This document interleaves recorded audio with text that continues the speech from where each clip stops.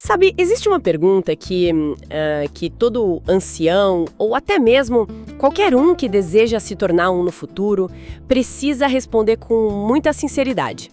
Uhum. Uma pergunta fundamental, eu diria. Exato. É assim, as ovelhas que recebem cuidado, será que elas pertencem a quem cuida? Ou será que pertencem a alguém muito maior? Essa é daquelas perguntas que fazem a gente parar e dar um passo para trás, né? Nossa, com certeza. E para iniciar a nossa análise profunda de hoje, eu queria propor um exercício de imaginação, sabe? Imagina a seguinte situação. Alguém entrega nas mãos da gente as chaves de um carro clássico. Tá, um carro raro. Isso, absolutamente raro, tipo o único modelo que existe no mundo. É uma peça de museu mesmo, de valor inestimável. A verdade é que a gente jamais trataria esse carro como se fosse um veículo alugado, né? Nossa, de jeito nenhum. A pessoa ia dirigir com uma atenção enorme, né? Exatamente, ia ter um cuidado extremo com cada buraco na rua, ia ficar aterrorizada com a ideia de fazer um simples arranhão na pintura. E a postura muda completamente porque a pessoa tem plena consciência de que aquilo não é dela. Uhum. E que o valor daquele bem é incalculável. É isso. E hoje, na nossa análise detalhada, a gente vai olhar para um texto que diz a líderes de uma comunidade que eles receberam nas mãos algo, tipo, infinitamente mais valioso do que qualquer objeto que o dinheiro possa comprar. Essa é uma excelente forma de começar, porque coloca a nossa mente num estado de alerta correto. Nós vamos nos aprofundar no discurso do apóstolo Pedro, fica lá na primeira carta dele, no capítulo 5. Aham. E ali ele direciona as palavras aos anciãos, né? Aqueles que têm a responsabilidade de liderar e cuidar da congregação. E a instrução dele, no versículo 2, vai, tipo assim, completamente na contramão de tudo que a gente vê hoje sobre liderança, né? Vai contra tudo que o mundo corporativo ensina, né? Totalmente. Ele diz, de forma muito simples e direta, pastoreiem o rebanho de Deus. Nossa, e essa frase, rebanho de Deus, é o que muda o jogo inteiro pra mim. Porque não é só um jargão religioso, sabe? Não, é uma declaração de propriedade. Exato. E para entender o peso disso, a gente precisa pensar em quem está escrevendo. O Pedro não era um teórico de escritório. Ele estava lá, né? Uhum, ele vivenciou isso. Esse é o mesmo Pedro que anos antes ouviu o próprio Jesus, já ressuscitado, perguntar para ele: "Você me ama?" E quando Pedro disse que sim, Jesus respondeu para ele pastorear as ovelhinhas dele. O Pedro aprendeu da maneira mais profunda possível o que significava esse cuidado pastoral, né?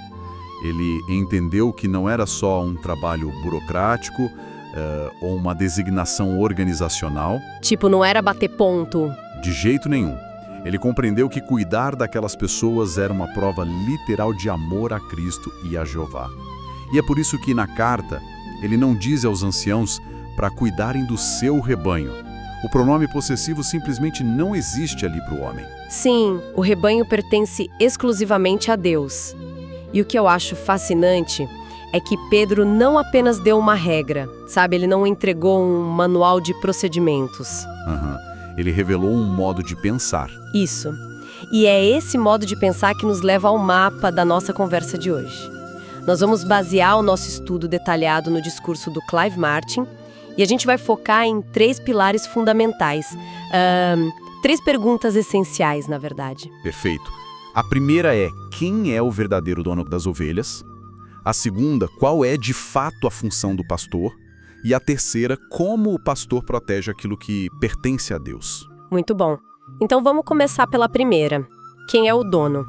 A gente já falou sobre a escolha das palavras de Pedro, que ele chama de o rebanho de Deus. Uhum. Mas se a gente for ler o versículo 3, logo na sequência, ele reforça isso usando uma expressão muito específica.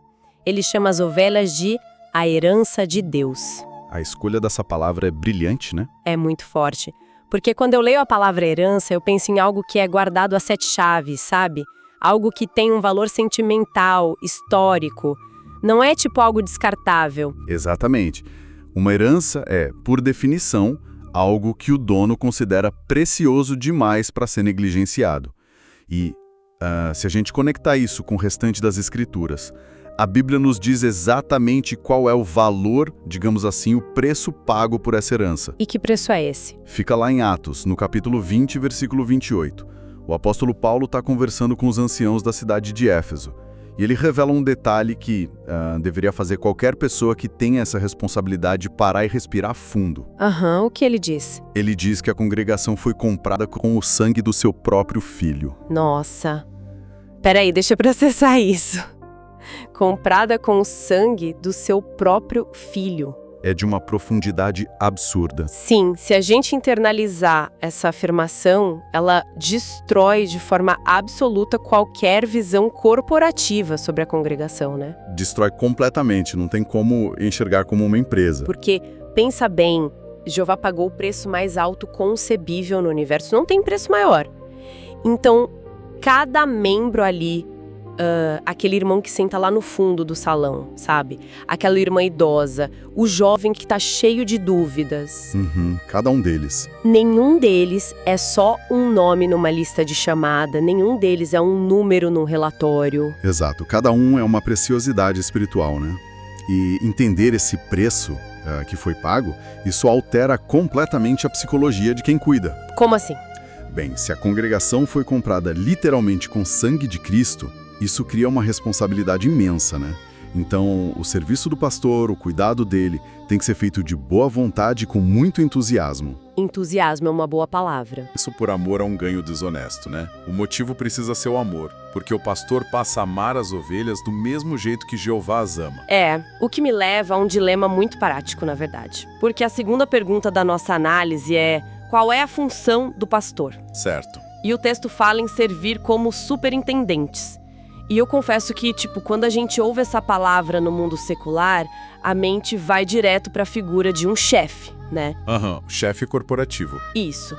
A gente imagina alguém numa sala, olhando planilhas, com uma autoridade total que dita as regras de cima para baixo e o pessoal só obedece. Mas a pergunta que fica é isso que o texto quer dizer? Essa é uma confusão muito compreensível, sabe? Porque o mundo corporativo meio que sequestrou essas palavras, né? Mas a resposta é um sonoro não. Ufa, ainda bem, né? A liderança ali não tem paralelo com a gestão secular. Para entender a verdadeira definição, a gente precisa olhar para a raiz da palavra grega original usada no texto. Que é episcopos, certo? Isso, episcopos.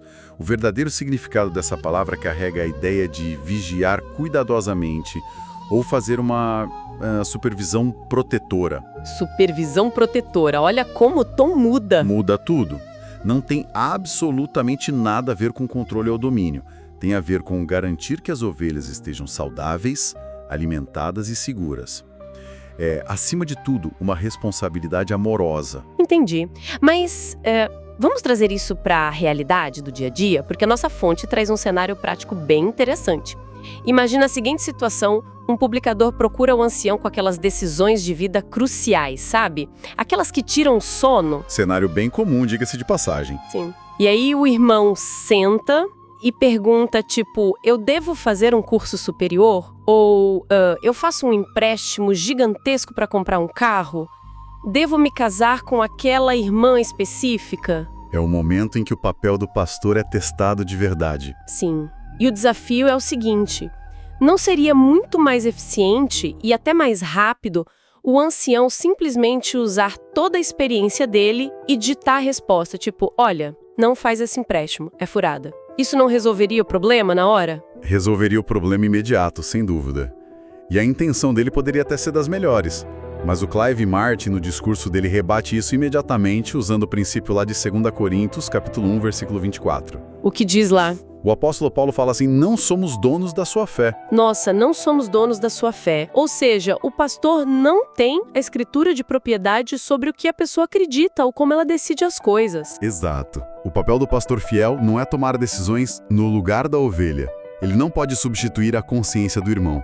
Se ele dá a resposta mastigadinha toda vez, ele não está ajudando de verdade. Eu fico pensando aqui, é como se fosse um personal trainer na academia, sabe? Opa, adoro essa analogia. Como seria? Pensa só, o aluno tá lá tentando levantar um peso, tá tremendo, com muita dificuldade.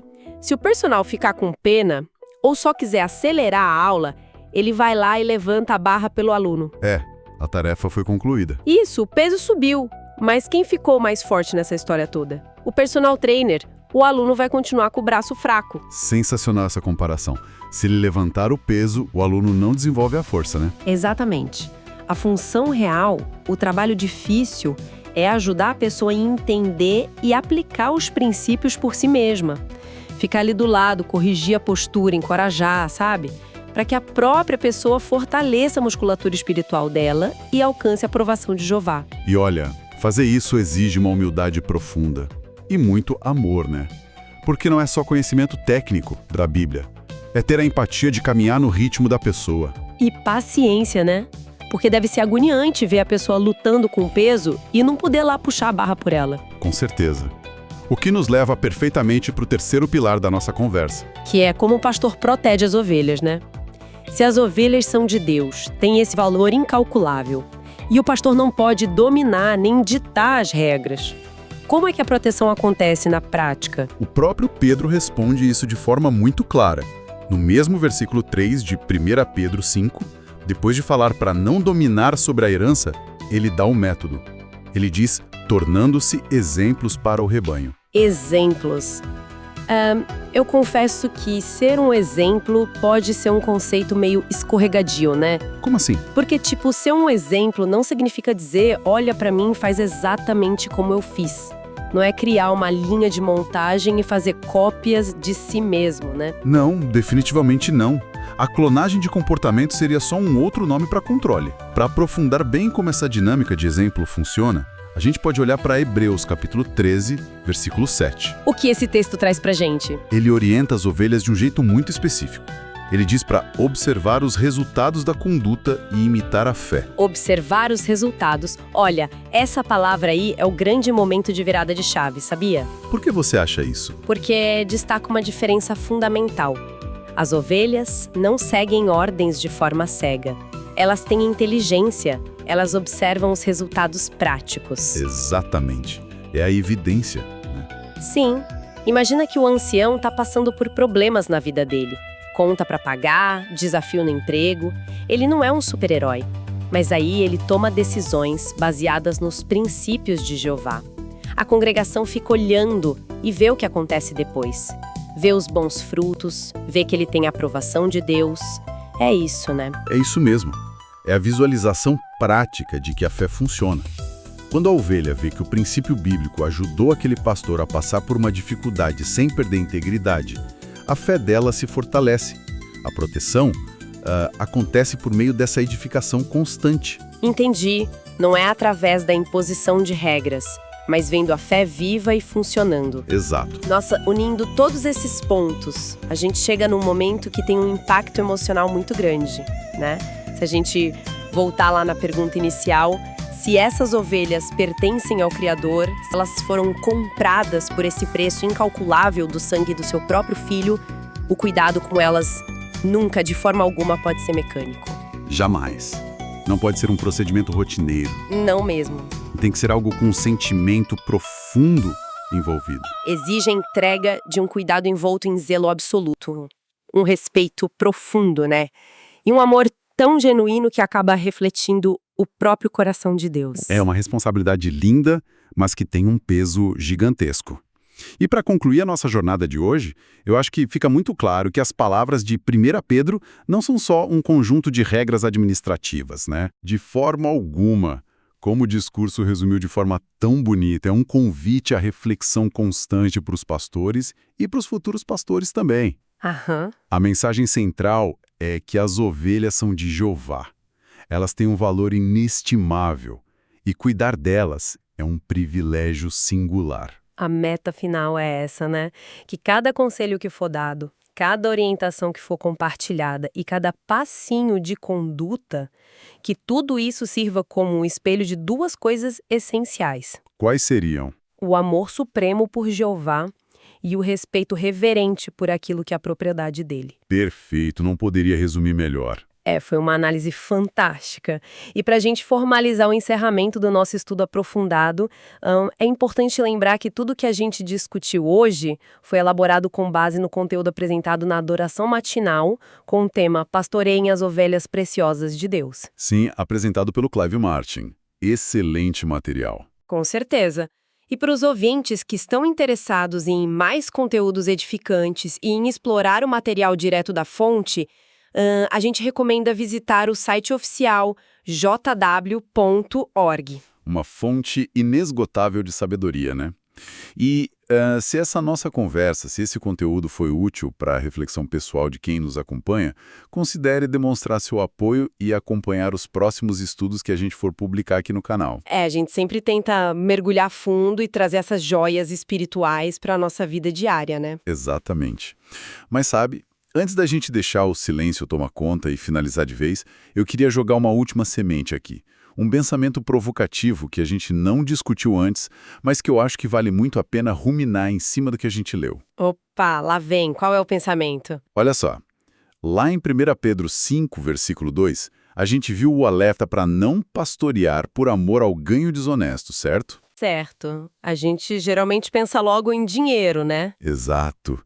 Hoje em dia, longe da questão dos ganhos materiais, eu acho que fica uma reflexão profunda para a consciência de cada um de nós.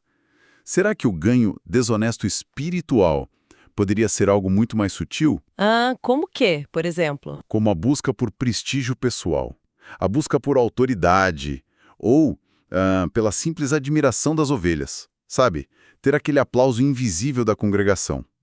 Em vez de direcionar todo esse afeto e toda a glória de forma exclusiva para o verdadeiro dono do rebanho, que é Jeová. Caramba! É uma forma de roubar a glória do dono, né? Se apropriar da admiração que devia ser para Deus. É um tipo de ganho desonesto que acontece dentro do coração. Fica aí essa reflexão profunda para cada um pensar. Nossa, excelente ponto para encerrar. Fica a reflexão.